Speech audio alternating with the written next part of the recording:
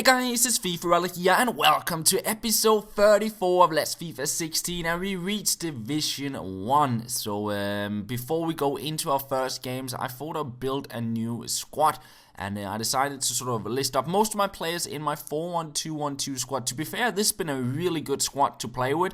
Most of the players have been relatively cheap to pick up, maybe apart from the two strikers and Jackson, Martinez and Griezmann, but the team overall performed very well for me, but I wanted to build another team in the 4-3-2-1 formation for Division 1 because that was the team I sort of felt I was the most comfortable playing with, and I wanted to have another squad in that formation before heading into Division 1. So I kept Jackson Martinez because he's just been such a good striker for me, and then I kept Alves in the net, and everyone pretty much sold on, and we got a little bit less than 50,000 coins to build a new team. So went out to pick up some players. We get Vermaelen as a centre back, not too expensive, got some decent stats, and then we got another Barcelona player in Matthew, also pretty cheap for the centre backs. But the most expensive player was Carrasco. I thought, you know what, he could be a pretty interesting right forward, and then Felipe Anderson in on the left forward spot. Dembele in as well, sort of the box-to-box midfield player we need in the midfield. That is sort of the players I like to have in the 4-3-2-1.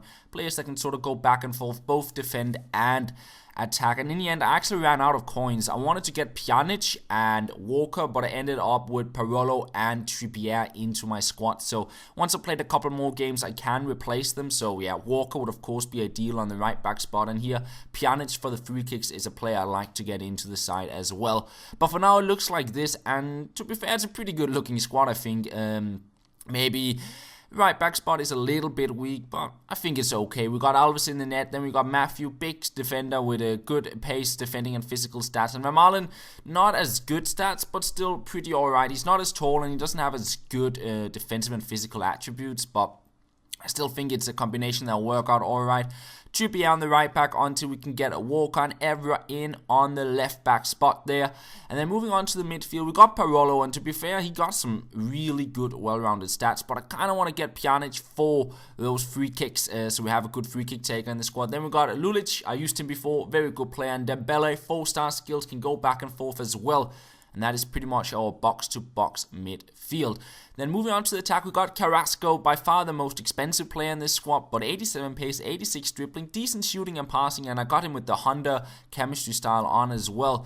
Should be pretty interesting to try out. Felipe Anderson on the left wing there, sort of similar to Carrasco, very fast, good dribbling, and shooting and passing is alright. And then Jackson Martinez on the top. And yeah, he's been scoring a lot of goals for me when I've been playing with him. And yeah, I think he'll be a good target man in this formation. He'll be the big, strong striker. And then you have the pacey wingers around him. The box-to-box midfield. And a defense which can be a little bit better once I can afford Walker. It's just like, I need like 1,000, 2,000 coins. Then I can get a Walker. So it's not too bad. And eventually we might also get Pjanic in on that left center mid spot.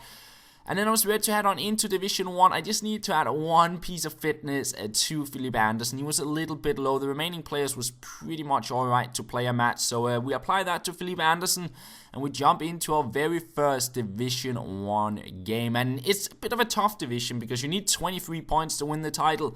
And that means if you lose 2 games, you need to win all your remaining games. And I jump into this match and I didn't pay enough attention to the latency because just when I entered or matched up against my opponent, they actually showed a 1-bar latency. And I did not notice that. I only saw it with a 3-bar latency and I thought, okay, that will be a good match.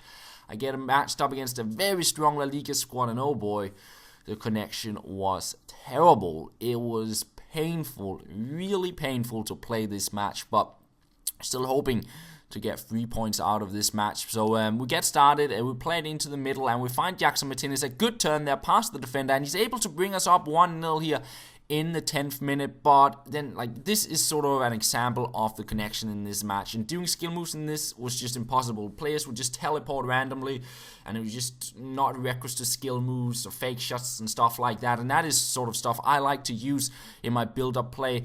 Maybe like when I play in the divisions, it's not the most fancy skill moves, but I try to use the effective ones and try and beat my opponents with some dribbles and find my way through, but that just didn't work in this match because it was impossible to trigger it properly, time correctly and stuff like that. So I had to rely a little bit more on trying and pass it through or run through, and It was definitely, as I said, a very, very painful game to play, but eventually I would go back into the lead. My opponent, he scored on his first shot of the match and went into the back of the net, but I went back into the lead, and then in the 36th minute I found Jackson Martinez here, and for some reason he rushed his keeper, and yeah, we're going to take that shot, put it into the back of the net, and make it 3-1. And after that, he paused the game, and I was just hoping, please rage quit, because it was not a very pleasant game to play. But he didn't rage quit. He continued. As you can see at halftime, he had one shot. I had a lot of chances, but it was not really any fluent play, any good play. And as we went into the second half, he went on the attack here, tried to get him off the ball, but it's very difficult to sort of switch to the right player. And what a shot, second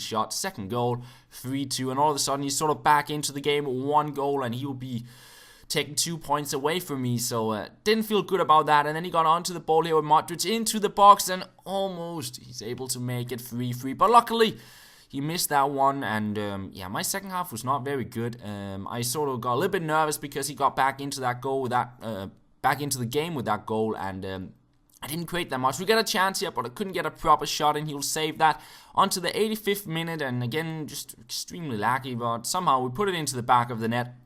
We make it 4-2 and sort of end off the match. But it was it was not a very pleasant first game in Division 1. I wish I had noticed that 1 bar latency. But we get our first 3 points off the division. And yeah, it was a game we definitely should have won. We were sitting on the majority of the chances. It's just, yeah, not the most pleasant game to play. But 3 points, good start to the division. And hopefully we'll have the next episode out again tomorrow, where we'll be able to pick up, hopefully, a couple more points. But for now, we're going to end it off. I hope you guys did enjoy this episode, and that is pretty much all. Thank you very much for watching, and I'll talk to you guys later.